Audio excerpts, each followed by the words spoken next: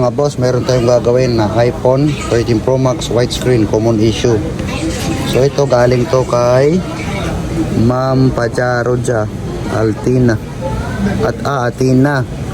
Atinaan.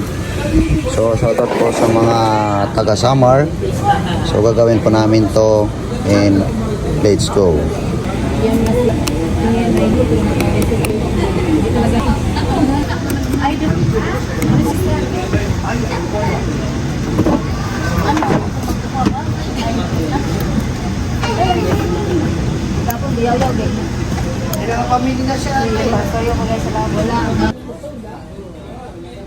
Nga guys, okay na siya guys.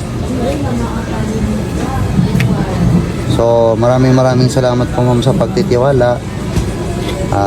Baka ngayon makaabot pa po kami ngayon sa LBC, papa-LBC namin kung hindi mag-cut off, or pwede rin